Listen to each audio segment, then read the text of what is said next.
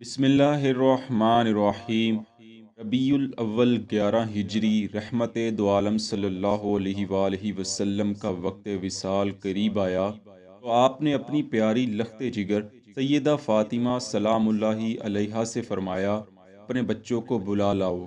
سیدہ نے تعمیل ارشاد کی اور اپنے تمام بچوں کو حضور کے پاس لے کر حاضر ہو گئیں۔ بچوں نے جب اپنے شفیق نانا جان کو بے چین دیکھا تو بے اختیار رونے لگے۔ ان میں ایک 6 سالہ بچی بھی تھی جسے اس قدر صدمہ ہوا کہ نانا جان کے سینے پر سر رکھ دیا اور زار زار رونے لگی۔ سرکار کائنات نے اس بچی کی پیشانی چومی اور اپنا دست شفقت اس کے سر پر پھیر کر دلاسا دیا۔ یہ وہی بچی تھی جو 6 سال پہلے امیر المؤمنین حضرت علی کرم اللہ وجہ الکریم اور سیدۃ النساء فاطمہ الزہرا رضی اللہ عنہا کے گھر پیدا ہوئی تو اس کے شفیق نانا جان مدینہ منورہ میں موجود نہیں تھے۔ 3 دن بعد سردار کائنات گھر تشریف لائے تو سیدھا پیاری لخت جگر کے گھر تشریف لے گئے۔ اس نو مولود کو اٹھایا اور بہت دیر تک روتے رہے، پھر دہن مبارک میں کھجور چبائی اور لعاب مبارک بچی کے منہ میں ڈالا اور اس کا نام زینب رکھا۔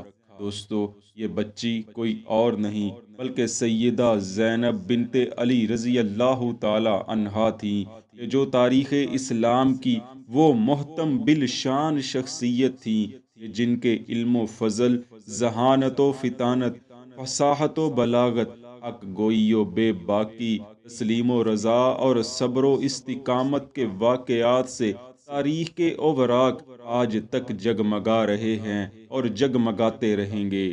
آپ نے جس گھرانے میں آنکھ کھولی وہ روئے زمین کا بہترین گھرانہ تھا، کیونکہ نانا ملے تو وہ سید الانبیاء تھے، نانی ملی تو وہ سیدہ ام المؤمنین خدیجہ تھی، والد اسد اللہ تھے تو والدہ سیدۃ النساء تھیں، اور بھائی ملے تو وہ بھی نوجوانان جنت کے سردار تھے۔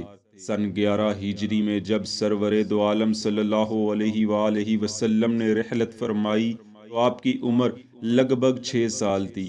شفیق نانا جان کی رحلت کے 6 ماہ بعد ہی آپ اپنی ماں کی آغوش محبت سے بھی محروم ہو گئیں اور پھر مکمل طور پر والد محترم حضرت سیدنا امیر المؤمنین علی رضی اللہ تعالی عنہ کی زیر نگرانی و تربیت پرورش پانے لگی۔ بحر علوم جب خود معلم ہوں تو پھر شاگردوں کی خوش بختی کا کیا ٹھکانہ۔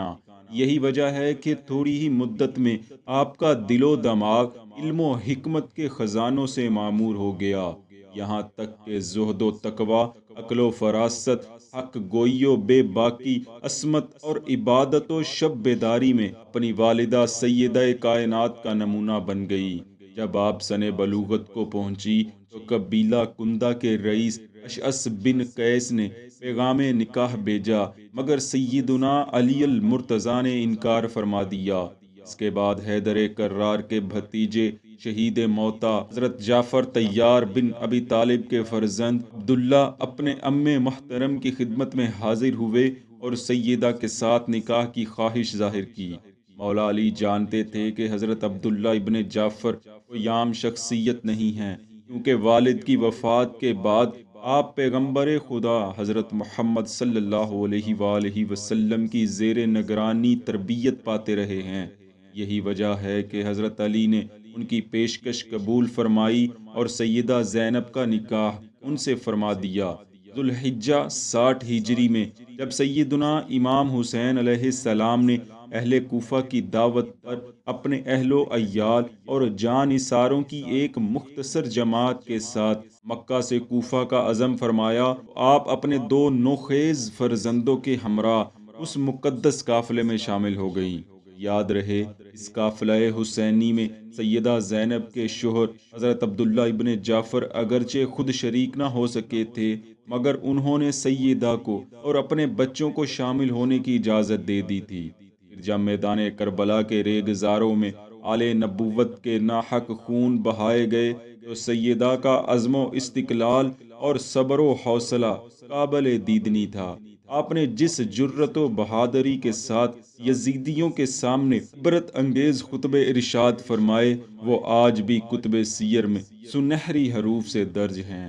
جب آپ نے کوفیوں کے سامنے خطبہ ارشاد فرمایا تو عوام میں اس وقت عرب کے فصیح ترین آدمیوں میں سے حزلم بن کثیر بھی موجود تھا، جو سیدہ کا خطبہ سننے کے بعد بے اختیار بول اٹھا، واللہ اے علی کی بیٹی، تمہارے بوڑھے سب بوڑھوں سے، تمہارے جوان سب جوانوں سے، تمہاری عورتیں سب عورتوں سے، اور تمہاری نسل سب نسلوں سے بہتر ہے، جو حق بات کہنے میں کسی سے نہیں ڈرتی۔ دوسرے دن جب آپ کو کوفہ کے گورنر ابن زیاد ملعون کے سامنے پیش کیا گیا تو آپ بہت خستہ حالت میں تھی۔ ابن زیاد نے پوچھا، یہ عورت کون ہے؟ ایک لونڈی نے جواب دیا، یہ زینب بنت علی ہے۔ ابن زیاد کہنے لگا، خدا کا شکر ہے جس نے تمہیں رسوا اور تمہاری جرتوں کو جھٹلایا۔ یہ سن کر سیدہ نے نہایت بے باکی سے اسے جواب دیا، خدا کا شکر ہے جس نے اپنے رسول محمد صلی اللہ علیہ وآلہ وسلم کے ذریعے ہمیں عزت بخشی۔ انشاءاللہ فاسق رسوا ہوں گے اور جھٹلائے جائیں گے۔ ابن زیاد کہنے لگا، تم نے دیکھا تمہارے بھائی اور اس کے ساتھیوں کا کیا حشر ہوا؟ فرمایا، اللہ تعالیٰ نے انہیں درجہ شہادت پر فائز کیا۔ ان قریب وہ اور تم داور محشر کے سامنے جمع ہوں گے، اس وقت تمہیں پتہ چل جائے گا کہ کس کا کیا حشر ہوتا ہے۔ ابن زیاد جھلا کر بولا، بنی ہاشم کے سب سے سرکش آدمی کے قتل سے میرا دل ٹھنڈا ہو گیا۔ سیدہ زینب نے جب ابن زیاد ملعون کو اس طرح مسرت و شادمانی میں دیکھا تو بے اختیار آپ کے آنسو بہہ نکلے۔ فرمایا، خدا کی قسم، تو نے ہمیں اپنے گھروں سے نکالا، ہمارے ادھیڑوں کو قتل کیا، ہماری شاخوں کو کاٹا، ہماری جڑوں کو اکھاڑا۔ اگر اسی سے تمہارا دل ٹھنڈا ہونا تھا تو ہو گیا۔ جب ابن زیاد ملعون سے کوئی جواب نہ بن پڑا تو اس کی نظر سیدنا امام زین العابدین رضی اللہ عنہ پر پڑی اور پوچھنے لگا، اوہ لڑکے، تم کون ہو؟ انہوں نے جواب دیا، میں علی بن حسین ہوں۔ ابن زیاد نے عمر بن سعد سے پوچھا، تم لوگوں نے اسے کیوں نہ قتل کیا؟ عمر بن سعد نے جواب دیا، یہ بیمار ہے۔ وہ ملعون کہنے لگا، خواہ کچھ بھی ہے، اسے فی الفور میرے سامنے قتل کرو۔ سیدہ زینب کہاں یہ برداشت کر سکتی تھی؟ آپ نے فوراً اسے ٹوکا اور فرمایا، اے ابن زیاد، کیا تو ابھی تک ہمارے خون سے سیر نہیں ہوا؟ کیا اس نکاحت اور بیماری کے مارے ہوئے مصیبت زدہ بچے کو بھی مارو گے؟ ہاں، اگر اسے قتل کرنا ہی ہے تو اس کے ساتھ مجھے بھی قتل کر ڈالو۔ یہ فرما کر آپ زین العابدین رضی اللہ عنہ کے ساتھ چمٹ گئیں۔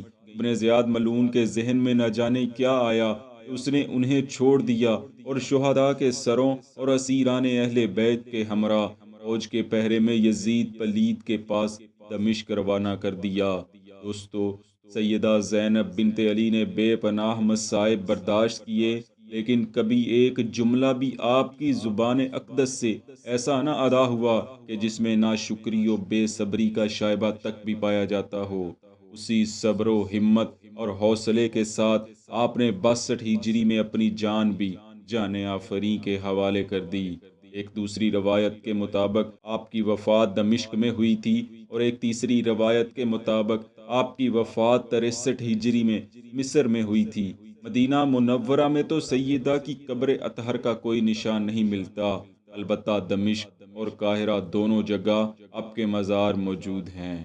دعا ہے اللہ رب العالمین سیدہ زینب بنت علی رضی اللہ عنہا پر اپنی لا تعداد رحمتوں کا نزول فرمائے اور آپ کے ذکر خیر کو اپنی بارگاہ میں قبول فرمائے، آمین۔